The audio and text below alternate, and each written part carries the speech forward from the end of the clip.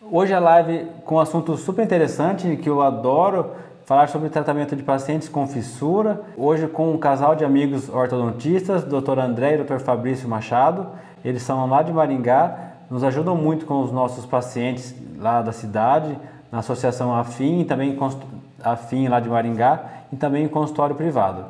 Tá bom? Espero que vocês gostem. Qualquer dúvida, deixem aqui nos comentários e estou à disposição para ajudar vocês. Olá. Boa noite, quanto tempo? Boa noite. Tudo bem? Tudo bem, Zezinho? Tudo em ordem.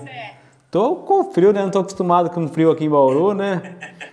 Quando resolvi morar aqui não era para passar frio, não. Nossa, aqui tá frio também. Mas acho que é só hoje, viu? Pra nós aqui não, viu? Aí não, né? Porque amanhã ainda vai esfriar um pouquinho mais. Amanhã nossa previsão é 1 de manhã. Nossa senhora, então eu marquei de treinar amanhã cedo, mas vou pensar nisso só na hora que eu acordar. A previsão é piorar nos próximos dias. Tá bom, que legal, vocês estão no consultório, né? Eu falei com você um pouquinho antes. Sim. Pra não ter barulho também é melhor, né? Ah, é mais tranquilo. A gente quer te agradecer pela oportunidade de estar aqui com você hoje. Imagina, eu que agradeço, André. Eu aprendi tanto com o André já, que você sabe quando eu entrei, o Fabrício acho que sabe nisso, né? Quando eu entrei na residência, a André já estava, não vou falar no final, mas já estava mais adiantada. E a gente na sede de aprender, vira e mexe, eu ficava lá com a André na horta para poder pegar alguma coisa, né? Então foi uma fase muito produtiva, né, André? Eu lembro do tanto que eu lia naquela época e perto de hoje, o tanto que eu conseguia pegar resumo e xerox para ler artigo, hoje em dia já é tão mais difícil absorver conteúdo, né? Vai mudando. Ah, eu tenho muita saudade daquela época, viu? Não. Da sua disponibilidade, eu sempre falo, eu tenho você no meu coração, assim. Porque, assim, tudo que eu precisava, você nunca media esforços, você sempre muito disponível. Eu falo, Cecinha, fazia rapidinho, voltava. Mas hoje aconteceu, hoje me ligaram lá, assim, eu tava no centrinho hoje, né, me ligaram, eu não falo, não sei se todo mundo que tá aqui sabe, né, eu trabalho no hospital também aqui no HRAC, na USP, em Bauru, e hoje me ligaram assim, não, tem que ser você. Eu falei, por quê? Não, porque tem que tirar o dente hoje. Eu falei, então pode vir que eu faço, vai. Era sempre assim, Nunca tinha tempo ruim, né, Zezinho? Mas acho que ali é uma chance enorme de fazer a diferença para os outros, sabe, Fabrício? Exatamente. Mesmo que a gente é um serviço pelo SUS, mas é um trabalho ali que eu sou apaixonado por estar ali. Eu acho que eu sou dentista hoje, continuei sendo porque eu entrei ali, sabia? Mudou minha vida ter passado por ali. E é engraçado, né, André? Porque eu entrei na faculdade nem imaginava que existia centrinho, paciente com fissura e nada disso. Não sei vocês como que foi isso para chegar ali. Quando eu entrei na faculdade também não tinha essa consciência, não. Primeiro ano é que marca a gente ali, né, na FOB ali, acho que eu me lembro no bandejão, a primeira vez que eu fui, e a gente almoçava junto com os pacientes ali do centrinho, né, na época eles subiam ali para almoçar, né, e foi o primeiro contato ali que eu tive, né, particularmente, e onde começou a história, assim, né, a gente fez a faculdade, os 4 anos, né. Eles levam a gente depois para fazer uma visita, para conhecer. Mas eu vim de outra faculdade, né, vocês ainda estudaram aqui na FOB, eu não, né. É verdade. Eu conheci porque na época tinha um professor, onde eu estudei na USC, né, o Laerte, ele era da dentística do Centrinho. Eu acabei pedindo para ele na época para fazer um estágio na dentística lá. Daí que eu conheci a Lilian e todo o pessoal que trabalha lá até hoje. Ah, que legal. Eu também sou apaixonada pelo tratamento com pacientes fissurados. Assim, é uma coisa que assim, não é só trabalhar, né? Eu falo, traz um retorno pra gente tão grande que sim. não é só fazer ortodontia, né? Não. Um pouquinho a mais. É um pouco a mais. Como que é o trabalho que vocês desenvolvem? Vocês trabalham na AFIM, né? Para quem não sabe, tem uma associação que tem uma parceria aqui com o hospital, que muitos pacientes contam com vocês aí para conseguir realizar o tratamento ortodôntico, né? De certa forma, uma orientação no tratamento. E vocês têm o consultório particular também, né? Como que é essa divisão? É cada um em um? Como que vocês fazem para esse rodízio? Pode falar. Não, na verdade, assim, nós dois ficamos lá um pouco na FIM, né? E um pouco no consultório, né? Desde que eu saí aí de Bauru, não vamos falar a data, né? Não pode. Começa Eu já entreguei que a André é mais velha que eu na residência, né? E eu já tinha saído, né? Mas assim, quando eu fui fazer a especialização, né? para Maringá e eu comecei a atender em Londrina, na verdade, os pacientes com fissura. A Teru me convidou, né? Falou assim, ó, em Londrina, né? Você poderia atender lá e eu estava fazendo a especialização e atendia os pacientes, né, com fissura em Londrina. E aí depois que eu vim para a FINHA, que na época acho que a Celeste, a irmã da Teru, que atendia, né? Aí depois ela falou assim, não, você é de Maringá, já fica aqui, desde então eu estou lá na associação, né? E depois quando a Andréia veio, daí a gente dividiu a demanda, né? Aumentou, conseguiu aumentar a demanda também, né? Eu estava falando com o André antes, assim, é importante ter cada vez mais ortodontistas ou dentistas que saibam tratar o paciente com fissura. Ainda não viram isso, não vou falar como uma forma só de ganhar dinheiro, né, de uma fonte de renda, mas tem paciente fora que tem condição de pagar e fica viajando o mês todo para vir aqui tratar, e eu sei que se pudesse fazer na cidade, eu confiasse em alguém na cidade, com certeza eu faria. Então eu vejo muito colega que vou encaminhar às vezes para fazer uma expansão, ele faz isso no dia a dia, todo dia. Na hora que pega um paciente que tem a fissura, ele já vê uma diferença enorme, fala, mas como que eu faço? E no fim é a mesma coisa, né, para fazer, assim, a confecção do aparelho, a moldagem, não muda nada para fazer. Tem alguma diferencinha, mas às vezes falta um pouco de informação só, né, Andréia? Infelizmente a gente não tem, assim, né, espalhado, inclusive essa campanha do dia 24, aí, o dia da conscientização, eles fizeram um vídeo muito bonito falando sobre isso, que a maioria dos centros estão aqui para, né, São Paulo, Sudeste e Sul, e que falta muito mais profissional mesmo. É uma pena, e realmente é o que você falou, a parte técnica ela é igual, mas aí as pessoas ficam com medo, né, por conta ali da área, dos supernumerários, o que vai acontecer, às vezes eles não sabem o protocolo de convenção, às vezes fazem e tiram, então é uma pena mesmo. Vamos ver se a gente consegue, né, espalhar isso aí mas eu não sei como é que está hoje, assim, o número de alunos que estão saindo daí, da especialização, continua? Continua o mesmo tanto, a mesma formação, a preventiva e a corretiva. Mas você vê que, assim, passado já, esse tempão que eu estou trabalhando com isso já, você vê que os pacientes ainda têm dificuldades, mesmo em cidades maiores, de achar profissionais que consigam ajudá-los na cidade, assim, com tratamento simples, né? Até para conseguir desafogar aqui o hospital. Hoje eu acabei que eu atendo em Bauru e São Paulo, muito mais por conta disso, né? Que Bauru ficou difícil de chegar de avião e São Paulo é um lugar que, querendo ou não, todo paciente consegue chegar com um voo só, principalmente para fazer cirurgia, né? Entendi. É que é um pouco diferente da orto, né? Eu consigo atender vários ortodontistas, né? Já é um pouco diferente eu consigo trabalhar com vários parceiros ortodontistas, né? Um pouco melhor para mim hoje, né? No começo era ruim porque ninguém indica, né? Vai um tempo para você conseguir ter uma clientela assim que confia em você. Isso demora um pouquinho mesmo, é normal da profissão nossa. E aí você tem feito em quais lugares? Você tem feito aí em Bauru? Em Bauru, São Paulo. Na maioria, em resumo, seria isso daí. Eu estava indo com o Dr. Reinaldo em Vitória, né?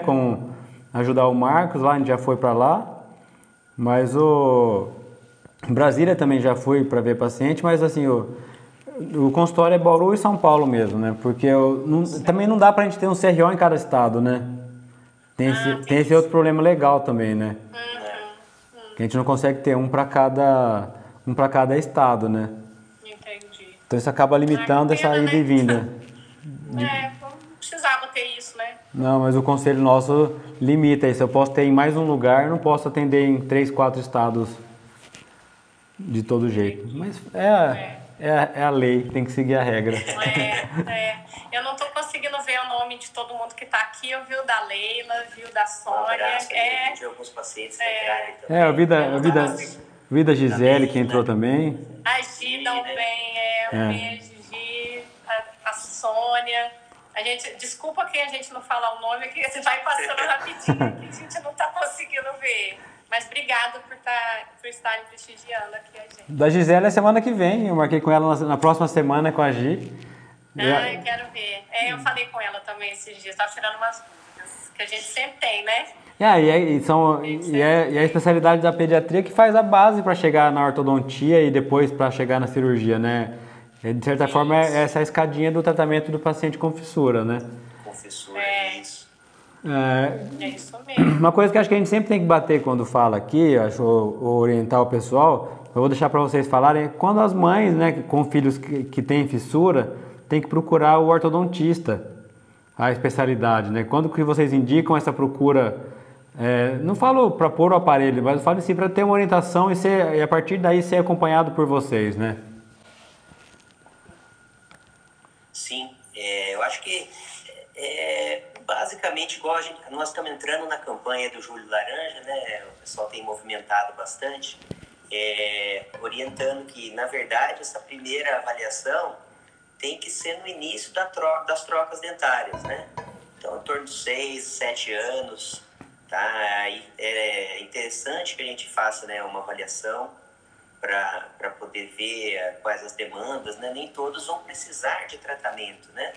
Mas assim, que a gente possa fazer um planejamento, né, individualizado para cada caso e com orientações também, né, para os pais sobre as épocas, né, mais adequadas de tratamento.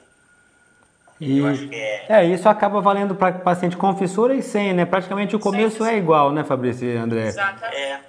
O que eu ia complementar é isso. Para todas as crianças, a partir do... porque é muito individual. Tem criança que começa a trocar o dentinho com 5, com 6, mas essa é uma ótima idade. Antes disso, eles normalmente são acompanhados pelos odontopediatras. Agora, no caso específico do paciente com fissura, não é diferente. Agora, se tiver alguma outra coisa que motive a gente começar um pouquinho antes, agora não é bom a gente começar com expansões, nada, né, preparação pré-cirúrgica antes, muito antes. Isso é uma coisa que vale a pena frisar, né, porque a gente não pode fazer e deixar de conter, né? Então, para que o tratamento não seja tão longo, não seja, né, que a gente não canse o paciente antes da hora, a gente só começa oficialmente a ortodontia se for preciso, se não tiver nenhuma outra necessidade, se for só a expansão, por exemplo, que é a correção do formato do arco, mais perto da época do enxerto, para a gente diminuir esse período de contenção. Porque tem pai que orienta a começar essa procura, porque às vezes acaba me procurando primeiro, né, assim, achando que já dá para fazer a cirurgia, fala, não, tem que voltar para o orto e fazer o acompanhamento. E às vezes acho que só de ir no orto já tem que ir para pôr o aparelho. Essa parte da orientação do crescimento que o ortodontista faz, que eu acho muito mágico, né, que você acaba usando o crescimento a favor do paciente, ainda é muito desconhecido pelos pacientes em geral. É uma informação que acho que se eu for no ortodontista, vou sair de lá com o aparelho colado. Vai sair com o aparelho. Não é só isso, né, que a gente faz. Na verdade, o ortodontista, o Julho Laranja é muito bacana, porque ele está abordando isso. A gente vai fazer o controle das trocas, e principalmente com essa primeira radiografia panorâmica, ela é fundamental, porque você, né, tendo a radiografia panorâmica, você vê se as trocas vão acontecer tranquilamente, se tem dentinho vindo fora do trajeto, né? Então, assim, a gente tem aí uma perspectiva, se precisa fazer alguma coisa, se dá só para acompanhar, de repente, a gente só precisa acompanhar. E no paciente com fissura, isso é muito importante, não ter pressa. E isso, muitas vezes, a família fica muito ansiosa, quer começar logo, quer pôr o aparelho logo. E eu falo, a nossa tarefa mais complicada é essa, é segurar essa angústia. Acalmar, né? Exatamente. E tem uns que não escutam a gente, acabam se precipitando, indo procurar fora, fazendo de maneira diferente e acabam rodando e voltando ali com a gente, porque, assim, na verdade, ou soltou a contenção e tem que fazer tudo de novo, né? Então, assim, segurar essa ansiedade dos pais pela correção precoce é a parte mais complicada. Mas não é só colocar aparelho, a ortodontia é um pouquinho mais do que isso, né? É esse guiar a evolução até o final, né? Que é bem importante. E sempre que eu tenho a chance, assim, de quando a gente pede a primeira panorâmica do filho, né? Eu fico lembrando quando eu fui a primeira vez que eu soube que ia ser pai, né? Ele mostra o ultrassom, eles mostram pra gente, eles não sabem que a gente é da área, que não entende nada. Vocês já passaram por isso também, né? Daí eu pego... a primeira doc do paciente. Daí acho que a gente tem que sentar com os pais e mostrar, tem esse dente é de leite, esse dente vai nascer, esse vai vir primeiro, tá faltando espaço para esse, porque a gente conta os dentes, né? Não tem outro jeito de fazer esse giro na boca toda, né? Começa por um lado, vai pelo outro, cada um tem a sua sequência de avaliação da radiografia, mas é um jeito dele entender a importância de fazer esse acompanhamento, né? E por que tem que esperar, ou por que vai faltar espaço, por que vai indicar algum aparelho. Então isso é muito importante mostrar. Depois que ganha confiança, daí deslancha, né? Depois que o paciente confia, o paciente não, os pais confiam na gente, daí tudo vai mais fácil, né? E às vezes são extrações, a gente tem casos lá que a gente acompanhou fazendo extração seriada, então assim, adiou o aparelho um tempão, mas a gente foi guiando a oclusão para ela chegar num ponto do aparelho fixo, e aí a oclusão já está muito mais simples, né, de ser tratada. Então, elas têm frases muito bonitas que são que a prevenção prevenir é simplificar, né? Então, quando você está acompanhando desde o começo, você vai guiando, bem como colocar no trilho mesmo, você vai guiando a oclusão. Se aparece um probleminha, o Dino sempre falava, corrige rápido e sai. Né? Entra e sai fora. Entra, corrige, que é a interceptativa, né? Que é fantástica. Você entra, intercepta, sai, voltando para o trilho, a natureza vai fazendo o seu papel sozinho. Mas no caso da fissura também não é diferente, né? A gente faz a mesma coisa e evita ao máximo intervenção precoce. É sempre estratégico, na hora certa, pré-enxerto, tudo para diminuir essa carga que para eles já é tão pesada. Né? O que eu vejo de mais comum, acho que do início da ortodontia para paciente que apresenta fissura é a correção transversal, né? O aumento da largura da parte superior, que é quase que eu vou falar assim, vou chutar um número aqui, eu não tenho essa conta exata, mas no 90% precisa fazer a expansão antes de fazer o enxerto, né? Justamente por causa disso, eles nascem, quando a fissura é completa, que vai precisar do enxerto, faz o fechamento do lábio quando é pequenininho, depois da parte do céu da boca, e toda mãe fala isso, mas fez tudo para fechar, daí vai fazer a expansão para abrir, depois vai abrir a fístula de novo. Então eles estão fazendo, não, eles estão ficando malucos, né? Vai indicar um tratamento que vai mudar o que vai estragar o que fizeram. Eu falo, não, isso é temporário, depois a gente faz o enxerto e fecha essa fístula se ficar um remanescente na hora do preenchimento ali da área da fissura, né? Porque se a gente for pensar o que a gente indica, é muito maluco, né? Você faz de tudo para fechar e ficar... Fechar e depois abre, né? E depois você fala, agora vai para o ortodontista para abrir. Mas vai abrir a fístula? Provavelmente sim, né? Porque não está fechado ainda. Mas vai perder a cirurgia plástica. Então, se a gente for pensar na indicação, é uma coisa... A gente vai contra o que já foi feito, né? Mas é o que faz a correção, né?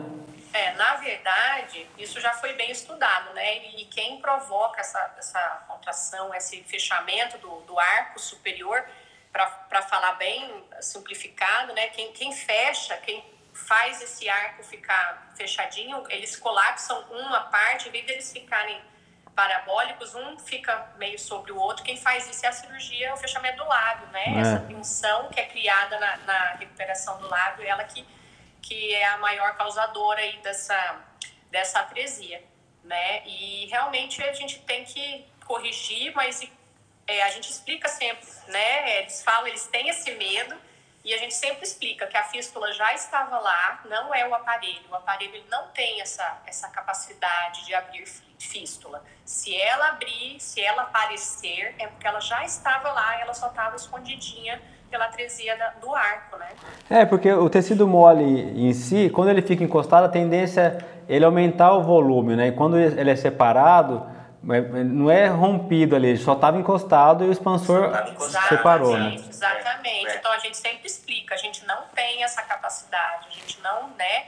E é assim, é um efeitinho colateral, né? Que acontece, infelizmente, dependendo da amplitude da fissura, quanto menor, mais estreitinha, maior a delicadeza, né, do fechamento ali, menor a tensão que é criada no lábio, consequentemente menor a atresia, né? Então, assim, fissuras muito amplas, talvez, assim, não é 100%, mas mais chance de ter um colapso maior. Eu tenho... Acho que também eu gosto muito nessa fase, né, para explicar da expansão, a gente mostrar a forma do arco inferior, mostrar a forma do arco superior, que normalmente elas não estão compatíveis, né?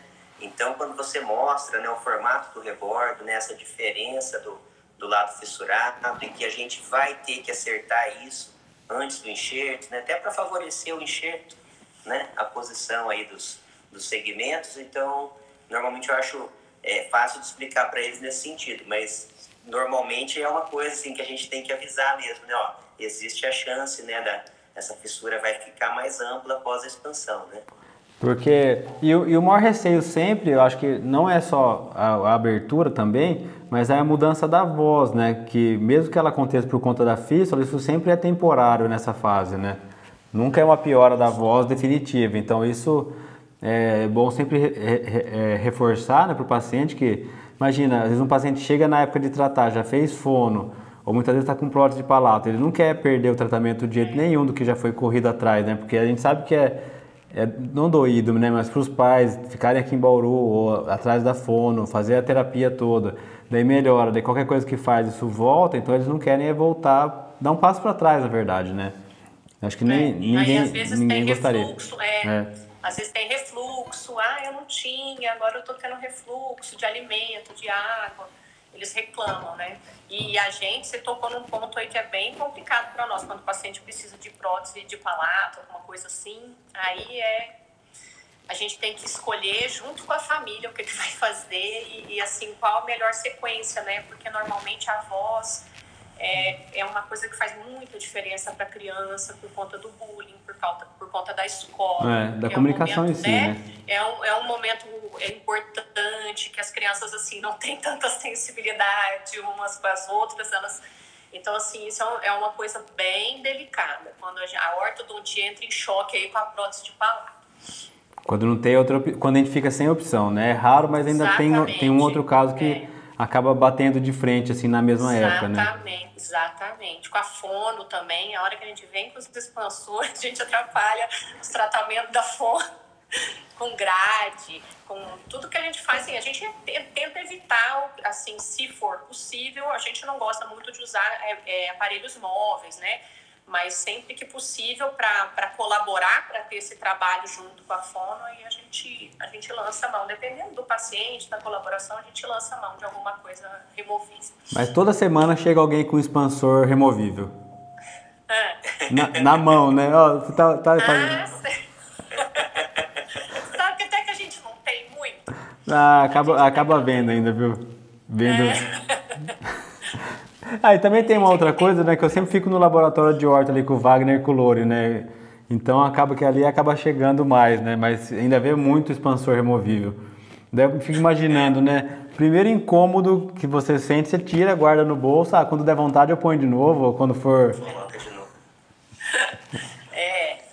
Aqui a gente tem até que não tem muito, né, assim, às vezes solta uma bandinha ou outra. A gente capricha, eu acho que capricha na bandagem no cimento para não dar essa chance. Os cimentos hoje melhoraram bastante também, né? Nossa, pra caramba.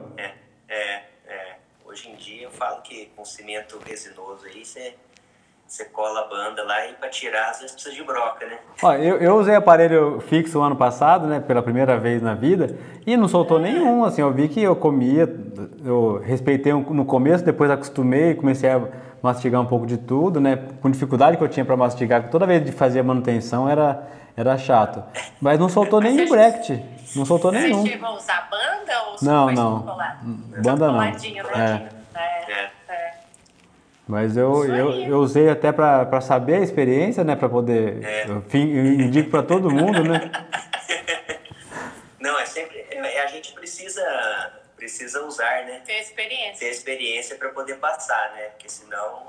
E eu falei assim, e vou usar o fixo normal. Para ver como é que é agora, né? Porque o fixo eu usei, falei assim, agora daqui a pouco eu vou usar um alinhador para ver como é também.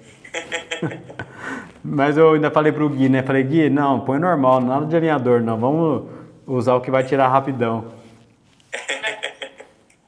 Mas eu queria ter passado pela experiência mesmo, de saber como que é o... Tanto que eu nunca mais falei pro paciente que ele vem para Bauru e fala, já vem, tira os 4/3, cola em cima e embaixo. Eu nunca mais indiquei isso para ninguém.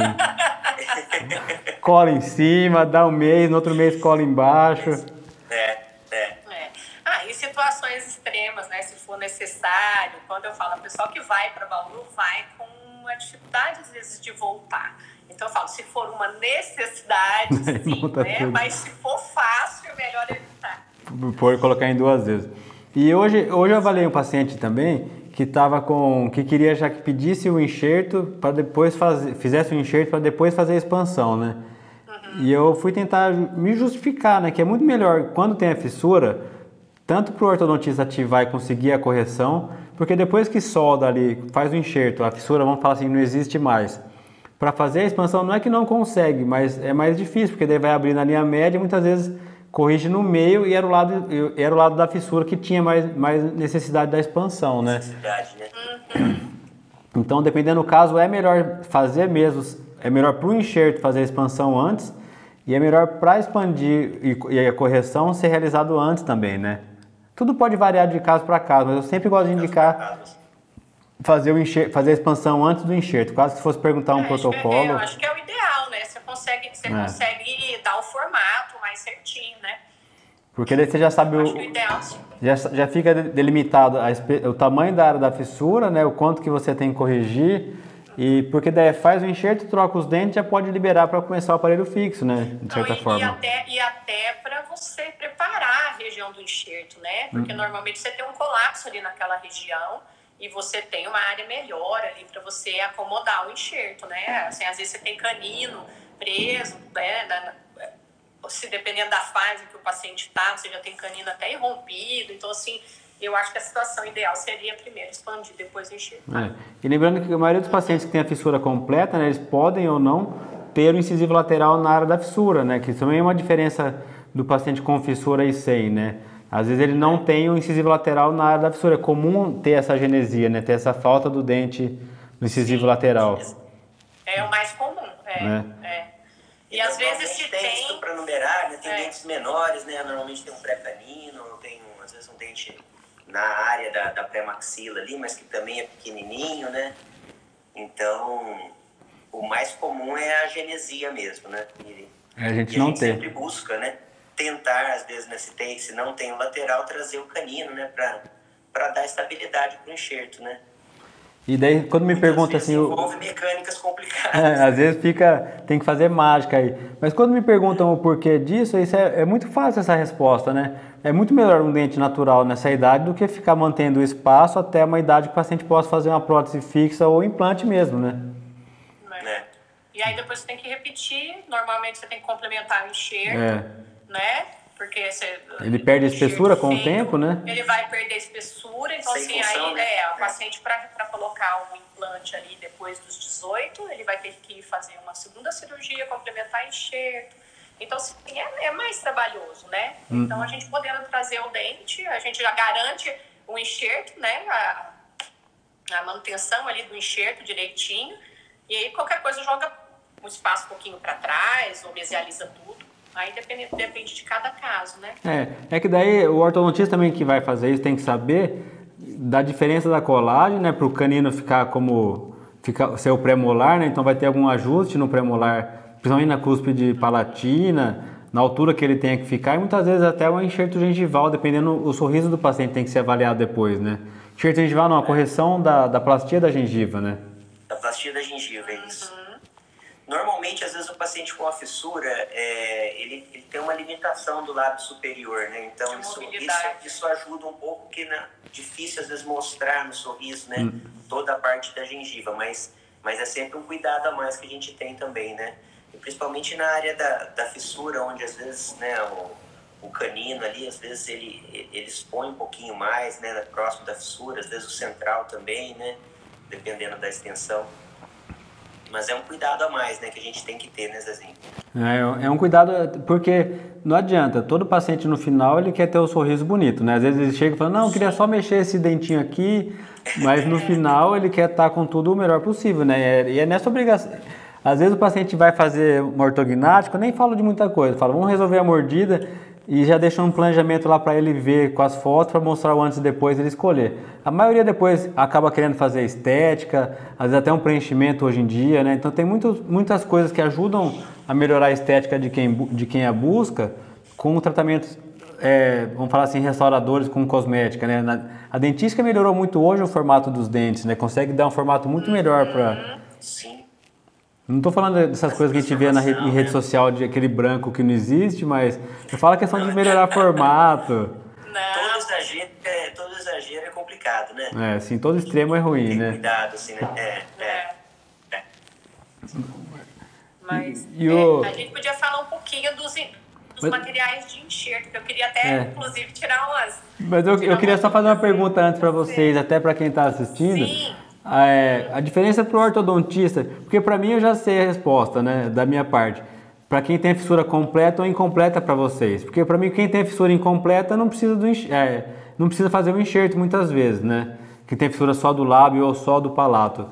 Para vocês, a diferença que tem no tratamento para o ortodontista, quando o paciente não tem a fissura completa? Olha, na verdade, sim, o paciente que não tem a fissura envolvendo o rebordo, né, ele praticamente é um paciente para a ortodontia como um paciente que não tem a fissura, né? Os problemas aí que ele tiver vão ser não decorrentes da fissura em si, né? Normalmente só a fissura de palato ou a fissura só de lábio, ela não vai envolver nenhum tratamento específico, né? Então, a ortodontia, ela segue como de um paciente normal. Convencional, né?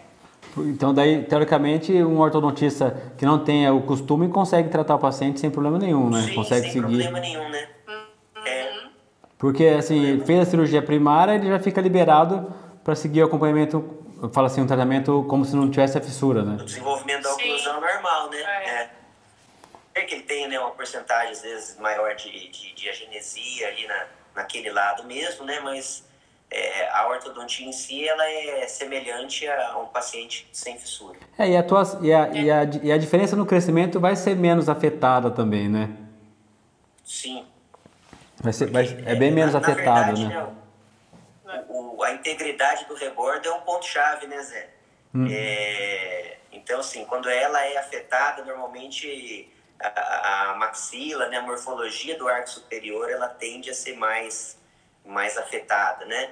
E até, assim, em relação, quando a gente estava comentando sobre a expansão, né, uma das limitações que a gente tem é a gente ter que manter, né, depois que a gente faz a expansão, por isso que às vezes, né, os pais acham que a gente está postergando o tratamento, né, mas a gente sabe que a hora que a gente entrar com uma expansão, a gente vai ter que segurar, né, aquela morfologia, aquele arco novo que foi conseguido, de maneira fixa até o paciente fazer o enxerto, né, que é isso que vai dar uma estabilidade maior ali para o rebordo, né, e para o arco. Ou seja, vai ter que usar um aparelho até depois que terminar a troca dos dentes, muitas vezes, para poder pôr o fixo, né? Fazer o enxerto, instalar o aparelho fixo. Isso. Até o enxerto fixo, com certeza. Não é? O que você queria perguntar, André, do enxerto? Não, dos materiais.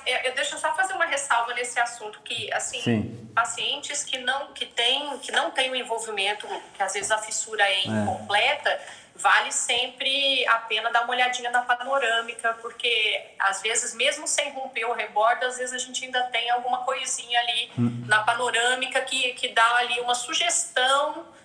É engraçado que assim a gente vê, tem o osso e tudo, mas vale uma observação mais atenta ali na panorâmica, na região da fissura. Porque às vezes tem alguma coisinha, mesmo que pouca, mas tem alguma mudança. Pode ter uma sobreposição da parte óssea, né, na radiografia, no exame. Às vezes a gente tem ali um supranumerário. Esses dias a gente pegou um caso assim que o paciente é classificado como pré só de lábio e pós, e ele tinha ali um supra impactando um incisivo central. Então, assim, tinha ali alguma coisinha que indicava que houve ali algum abalozinho, mesmo que superficial. Então, vale a pena a gente sempre dar uma olhadinha com cuidado na panorâmica.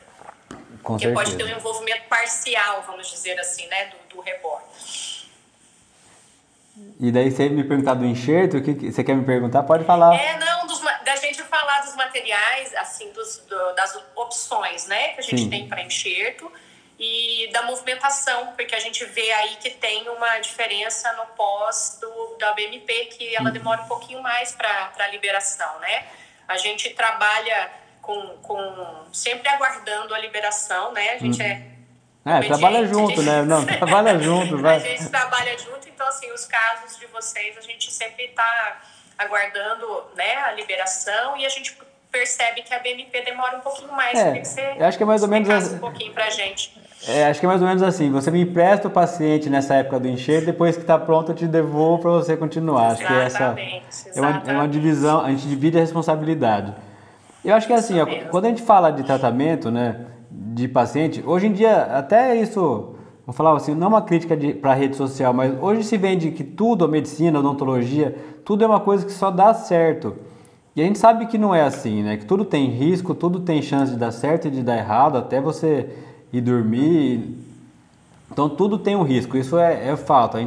Todo mundo mostra uma coisa como se fosse tudo mil maravilhas, mas tudo tem os dois lados da moeda. Quando a gente fala de qualquer tratamento, a gente fala assim, mas por que não usa biomaterial? Por que não usa isso? Porque sempre a gente tem que comparar com o que tem mais tempo na literatura. Então a gente tem que sempre usar o quê? É a cristilia que quando começou esse tipo de tratamento, né, acho que já tem quase 40 anos, eu não lembro agora de cabeça a data, mas começou com crista ilíaca, então todo o trabalho usa o padrão ouro, seria o osso da crista ilíaca. Porque ele tem uma espessura, tem uma quantidade maior de osso, né? Todo paciente tem a bacia, então isso tem a chance de fazer essa remoção. E a parte do enxerto do mento é uma opção muito boa para quando a fissura é unilateral, mas no mento a gente tem que lembrar que tem uma fase na dentadura mista que os caninos ainda não irromperam, que você tem uma limitação ali na área do mento, que o canino permanente está com a raiz ali muito próximo, então você fica com uma largura diminuída para poder, fala assim, que delimita um pouco a área doadora. Então daí tem que ver se esse volume, tendo o canino ali na região, é suficiente para preencher a área da fissura e claro, nunca causar nenhum dano para o dente permanente, né? Que não tem nada a ver com a história, né? Não pode pagar o pato de uma sequela. Então o mento, acho que isso foi bom, a minha tese de mestrado foi em cima disso, avaliando o resultado, né? Até a gente comparou com o ilíaco, mas uma coisa que eu também vejo, quando a gente comparou, é que a gente também foi melhorando a técnica, evoluindo a habilidade, né? Então, às vezes fala assim, deu quase igual, um pouquinho melhor, um pouquinho pior que o ilíaco, o que teria que ser muito melhor o ilíaco o resultado, né? Mas a gente também melhorou na técnica.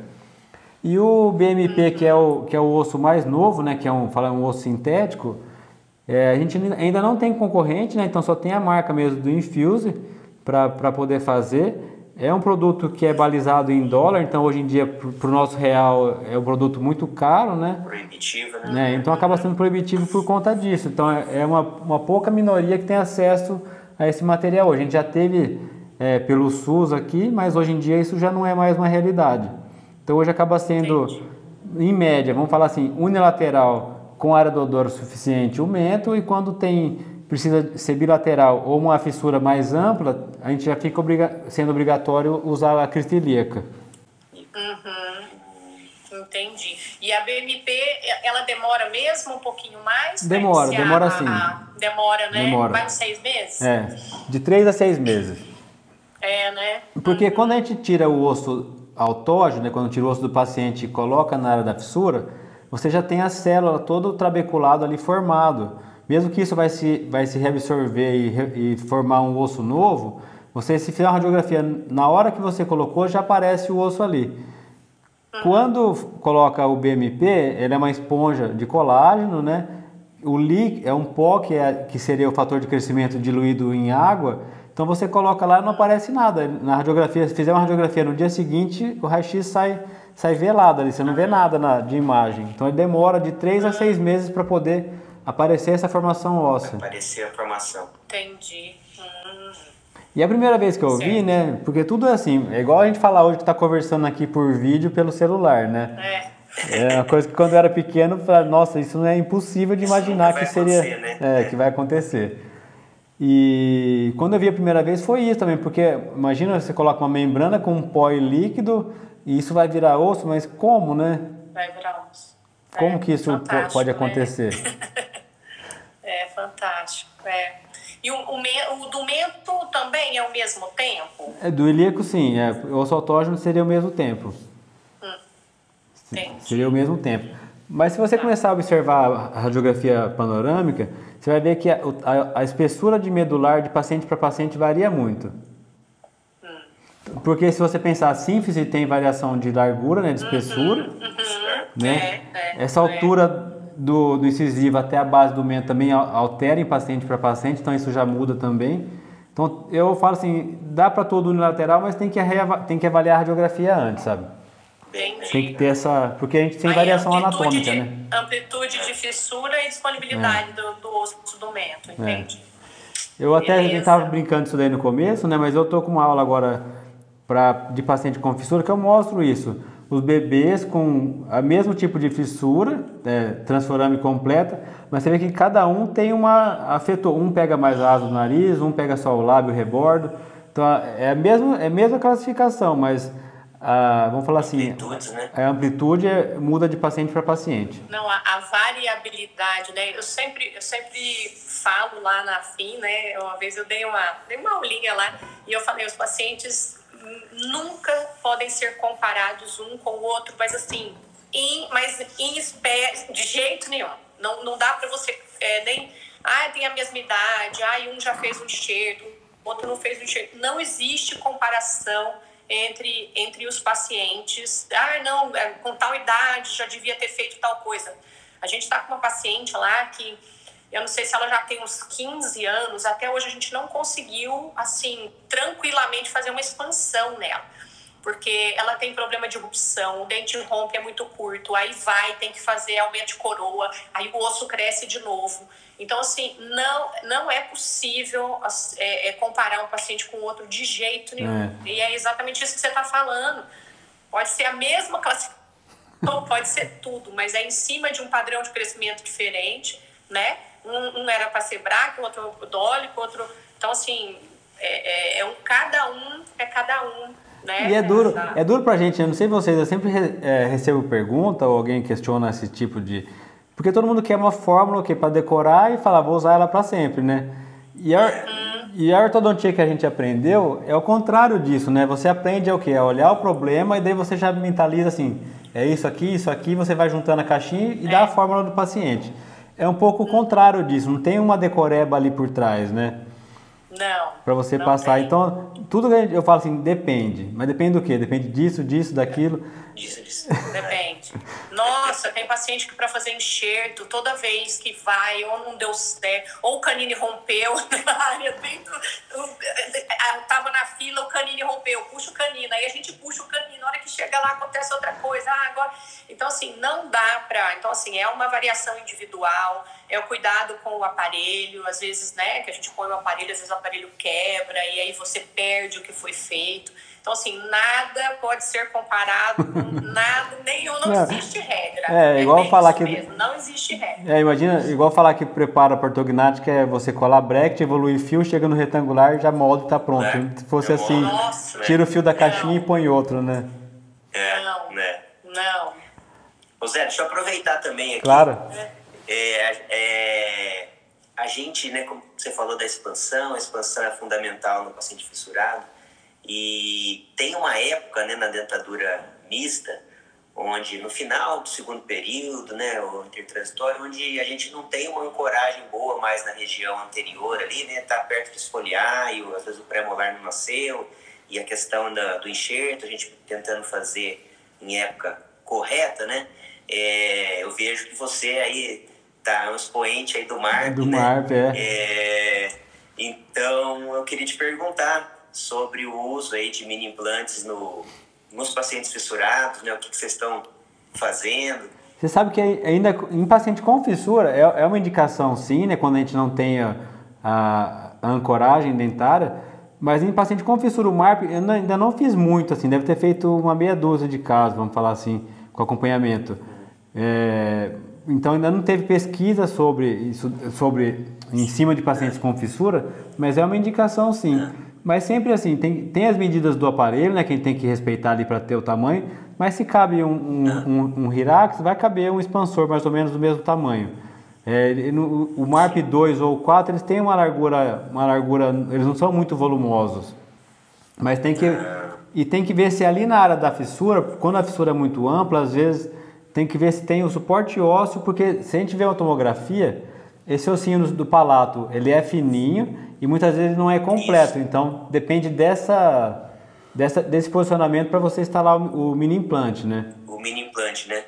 Então no fissurado, com certeza, a tomografia é essencial, né? Porque não dá pra gente Eu vi, acho que né, na dentadura mista, no final ali da permanente jovem, vocês nem recomendam, às vezes, pedir tomografia. No paciente normal, né? Pedir tomografia, mas no paciente com fissura não tem jeito, né? Não tem que sair jeito. procurando, né? Onde que tem o osso mesmo, né? E se vai ser viável, né? E é dura essa situação, porque a gente tenta sempre se colocar numa posição de não ter um não para a mãe, né? Vocês são pais também, sabem que escutar um não... meu filho precisa de um tratamento, mas agora não dá, agora não pode. Isso é duro para a mãe escutar isso, né? Quando eu falo assim, seu filho não pode, eu falo, mas não pode por quê? Será que não tem um jeito? Não, será que se eu levasse ele, se eu treinasse em casa e ele aprendesse, não daria certo? Então a gente não, o não é ruim para todo mundo, né? A gente aprende a escutar o não. Mas muitas vezes a gente tem que usar a habilidade também e as coisas que estão à disposição no mercado, né? Então se dá certo para se ele tiver como ser apoiado, instalado ali. O problema do MARP, tanto o MARP de 4 e o de 2, ele não tem tanta variação se você pegar a estrutura do aparelho, que eu acho que faltaria para um paciente com fissura, vamos falar assim, essa inclinação para a lateral. Se desse para eu colocar o expansor paralelo ao palato, mas fazer a fixação do mini implante para fora. Lateral. Mais lateral, Você até consegue no antero posterior, assim, né? Mas para fora ele é rígido, né? Para ler a média para dentro e para fora não tem muita variação. Precisaria ser, na verdade, um expansor individualizado ali para o caso, né? Teria que ser confeccionado próprio para o paciente, né? Já teve caso até de colocar um parafuso maior, expandir ele um pouquinho no modelo mesmo, para afastar da área do defeito ósseo, para poder ter um suporte ósseo embaixo. Colocar o aparelho já expandido um pouquinho? Sim, já deixa ele um pouquinho aberto para você conseguir fixar numa parte que tem osso, né? Só que daí tem que o quê? Tem que contar com que tem os 11 milímetros normal do expansor, que hoje tem o de 9 e o de 11. Contar que o de 11 você ativar ele um pouquinho, então ele já vai ter menos ativação. Então vamos falar que o de 11 vira um de 9. E daí, porque não tem como trocar o MARP, né? O MARP você não consegue trocar no meio da expansão. Então se você não conseguiu, se você fizer isso e não der para fazer a correção transversal, você vai ter que contar com uma outra expansão mais para frente.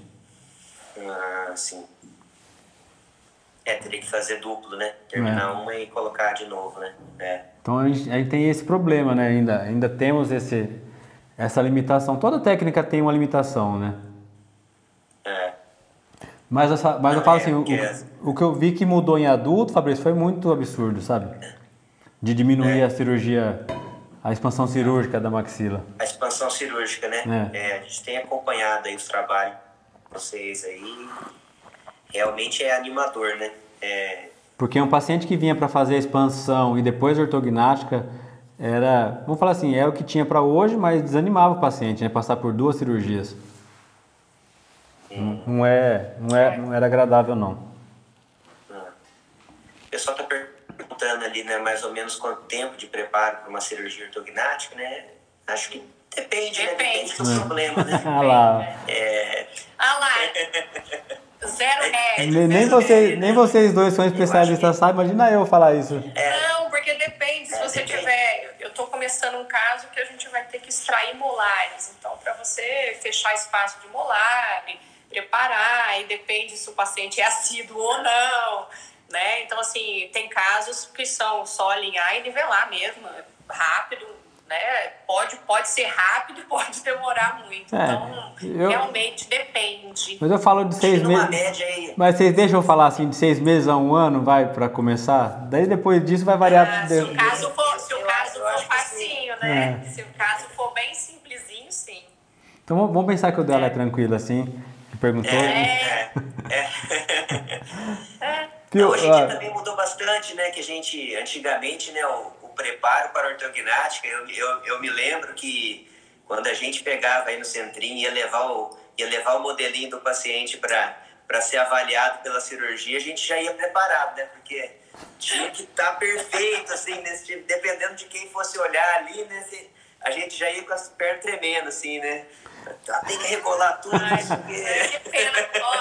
Que pena, eu acho que nós não vamos ter tempo de chegar na ortognática. Não vai. Mas, assim, hoje em dia acho que, né, dentro do benefício antecipado e o preparo convencional, a gente tem um meio do caminho aí, né, de Sim. a gente conseguir deixar numa posição adequada para fazer a cirurgia, né, termina de refinar depois, né, a oclusão, né. Eu acho não sei se ela perguntou para paciente com fissura, né? Acho que ela... qualquer coisa depois pode mandar uma mensagem, eu ajudo se precisar. A gente também, viu? A gente fica à disposição. É porque hoje, infelizmente, eu falo, o assunto aqui é tanto, a gente nem conseguiu falar. Vamos continuar a fazer uma parte 2 aí o mês que vem, se vocês puderem. Vamos sim, estamos à disposição, porque a gente tinha preparado para falar mais coisa, mas o assunto vai rendendo, né? Então, acho que podia, só para a gente fechar, que eu precisava dessa resposta de vocês, a melhor contenção fixa para depois que o paciente faz a expansão. Por que tem diferença no paciente com fissura? O tipo da contenção. Eu falo de ser fixa, de ter que manter, né? Você falou um pouquinho daqui, o Fabrício falou um pouquinho, depois parou nisso. Só para fechar esse assunto, a gente volta aí, pode voltar na ortognática no próximo. Porque o paciente, né, com fissura, ele tem as que envolvem o rebordo, né? Tem uma descontinuidade do rebordo, né? Então, quando a gente faz a expansão, a gente normalmente aumenta até, né, a fissura, a amplitude da fissura, e aí a gente não tem a estabilidade, né? Então, se a gente deixa, às vezes, uma contenção móvel, o paciente fica ali 1 dia, 2 dias sem usar, a tendência da fissura fechar de novo e o arco atreziar de novo. Então, por isso que a gente, né, evita tratar muito cedo, porque a gente vai ter que manter o resultado dessa expansão com uma contenção fixa até que o paciente possa fazer o enxerto ósseo, né? E aí vai depender da época da erupção dos caninos, né? Então, por volta de 9 a 12 anos, né? Então, a contenção é obrigatoriamente, eu também sei disso, assim, que eu peço sempre para colocar, mesmo quando não vem, que sempre que fizer expansão em paciente com fissura, instalar uma contenção que seja fixa. Para não arriscar, tem que fazer a expansão de novo, né? Isso. Para não arriscar. A gente vai conversar depois para combinar, mas se vocês puderem ver uma data, a gente já combina no próximo mês. Vamos sim, combinar. Né? Se quiser o último mês de julho, também acho que não tem marcado ainda. As outras 3 semanas já tem, ou comecinho de agosto. Você fala última semana de julho? Tá. Veio com vocês, bom. Sempre de terça. Combinado. Foi um prazer, passou voando, André e Fabrício, passou voando, nem deu pra ver. Olha que bonitinho meu paciente, é o Matheus Pedrilho. Vou guardar 2, porque o dele ele tá preparando, inclusive ele tá pronto, hein, Matheus? Ó, tô aqui falando. Eu queria só falar, não, temos 5 minutos ainda. Uma consideração final, que a gente até já falou um pouquinho sobre isso, que a gente queria deixar, não sei se tem pais, né, nessa live, ou se eles vão ver depois. Olha lá, meu famoso Zezinho. Você acha que eu falo pouco de você lá, viu, Zezinho? Falo bem pouco. Não, que a gente já falou um pouquinho disso, que todo o tratamento do paciente com fissura já foi protocolado. Então, assim, para os pais fica esse recado. É claro que a gente não gosta de falar não para ninguém, e a gente às vezes tem que falar, porque tudo já foi estudado, tudo já foi pesquisado, está protocolado. Então, assim, não adianta a gente correr para antecipar, porque nós não vamos conseguir ter um ganho, né? Às vezes pode ser até prejudicial você fazer um procedimento antes da hora, né? Então, tudo já foi extensamente, assim, longamente estudado, naqueles estudos enormes, internacionais, né? Então, assim, o protocolo é muito bem definido, muito certinho. Então, assim, não adianta a gente querer atropelar o tratamento, né? Ele deve respeitar, ele deve ter as pausas. A gente preza muito por isso, ter pausas. A gente sabe que é muito longo, são muitos anos. Às vezes, começa a fazer um pouquinho, aí tem que esperar a época do enxerto, tem que esperar a época de operar o nariz, tem que esperar, né? Então, assim, o protocolo é sempre muito certinho e tenha essa paciência e aguarde, né? Que às vezes eles até já crescem, já cobram, né? Ai, quanto que eu vou fazer isso, quando eu vou fazer aquilo? Mas, assim, esse não é um não, assim, que a gente acha ruim, mas que a gente sabe que é pro bem deles. Até porque, né? a gente não ganha nada em demorar para terminar, né? Exatamente. A gente, muito pelo contrário, a gente como pais hoje, a gente tem esse sentimento de cansá-los o mínimo possível, de tratar só nos momentos estratégicos, não ficar alongando. A gente sabe que a gente ainda tem essas histórias, fila, né? Às vezes tem que esperar por um procedimento ou por outro, mas a gente trata sempre com muita consciência, né? Eu tenho deixado, não sei se o pessoal que está aqui já viu, tem um blog que tem bastante informação sobre tratamento, explicando a sequência, as fases, está bem legal lá. Eu falo porque é uma coisa que eu faço com muito carinho, pensando em mãe e pais que querem descobrir ou que vão procurar esse tipo de tratamento pela primeira vez. Lá tem bastante informação. Tem um link aqui no perfil do Instagram, mas se não, procura pelo meu site, está no meu nome, zebastos.com.br, e daí lá consegue achar. Divulgar. Então, tá bom. Tá bom?